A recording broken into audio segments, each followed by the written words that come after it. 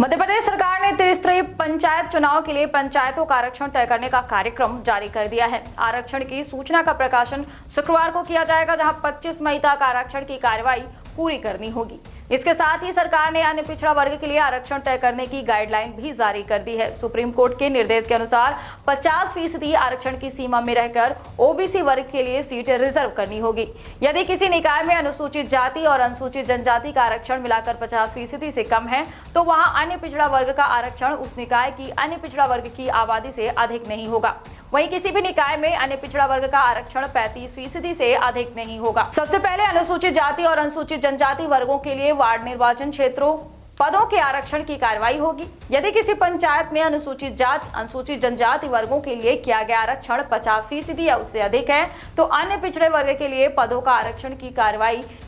की जाना अपेक्षित नहीं है। परंतु किसी पंचायत में बड़े निर्वाचन क्षेत्र पद पर विशेष जाति, अनुसूचित जाति जनजाति के लिए वार्ड निर्वाचन क्षेत्र या फिर पदों के आरक्षण में कुल 50% से कम वार्ड निर्वाचन क्षेत्र या फिर पद आरक्षित है, तो अनुसूचित जाति, अनुसूचित जनजाति वर्ग का कुल आरक्षण 50% से जितना कम है, उस सीमा तक आयोग की अनुशंसा के अनुसार अधिकतम सीमा को ध्यान में रखते हुए दूसरे पिछड़ा वर्ग के लिए सीट रिजर्व की जा सकेगी। वहीं महिलाओं के लिए अन्य वर्गों के अनुसार ही अन्य पिछड़े वर्ग में 50% सीट रिजर्व की जाएगी। इसके लिए पंचायत ग्रामीण विकास मंत्रालय ने कलेक्टर्स को निर्देश जारी कर दिए हैं। यदि किसी पंचायत में कुल 10 वार्ड है या निर्वाचन क्षेत्र हैं, जिनमें एक वार्ड या निर्वाचन क्षेत्र अनुसूचित जाति वर्ग के लिए और 2 वार्ड या निर्वाचन क्षेत्र अनुसूचित जनजाति वर्ग के लिए आरक्षित है, तो इस प्रकार से कुल 3 वार्ड या निर्वाचन क्षेत्र आरक्षित हैं,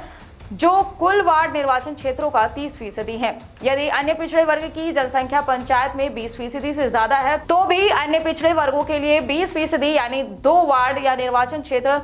चक्रानुक्रम के आरक्षित होंगे, यानी 5 स्थान वार्ड या फिर निर्वाचन क्षेत्र रिजर्व होंगे। वहीं यदि किसी जनपद पंचायत में क्षेत्र में कुल 60 ग्राम पंचायतें हैं, जिनकी 10 ग्राम पंचायतें अनुसूचित जाति वर्ग के लिए, 5 ग्राम पंचायतें अनुसूचित जनजाति वर्ग के लिए आरक्षित है, तो इस प्रकार कुल 15 ग्राम पंचायतें अनुसूचित जाति जनजाति वर्गों के लिए आरक्षित है, जो कुल ग्राम पंचायतों के 25% का है। वहीं यदि खंड क्षेत्र में अन्य पिछड़े वर्ग की जनसंख्या 25% से ज्यादा है, तो भी अन्य पिछड़े वर्ग के लिए कुल 60 ग्राम पंचायतों के 25% तक यानी कि 15 ग्राम पंचायतें चक्रानुक्रम से आरक्षित होंगी। और इस प्रकार से खंड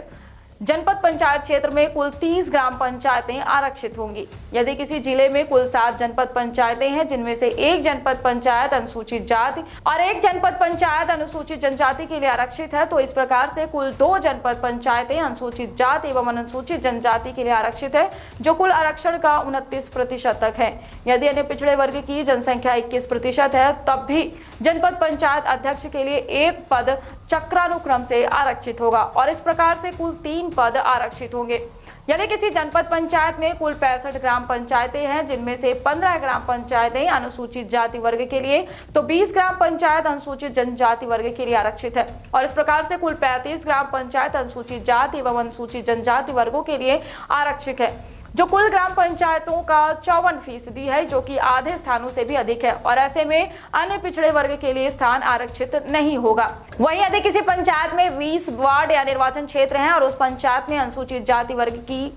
एक और अनुसूचित जनजाति वर्ग का एक वार्ड निर्वाचन क्षेत्र आरक्षित है, तो इस प्रकार से 20 वार्डों या निर्वाचन क्षेत्रों में कुल 2 वार्ड या निर्वाचन क्षेत्र अनुसूचित जाति और अनुसूचित जनजाति के लिए आरक्षित है, जो कुल 20 वार्ड का निर्वाचन क्षेत्रों का 10% है। तो ऐसे में यदि पंचायत में अन्य पिछड़े वर्ग की जनसंख्या 47% है, तो भी अन्य पिछड़े वर्ग के लिए अधिकतम 35% या फिर 7 वार्ड या निर्वाचन क्षेत्र आरक्षित होंगे और ऐसे में कुल 9 वार्ड निर्वाचन क्षेत्र आरक्षित होंगे, जो कुल आरक्षण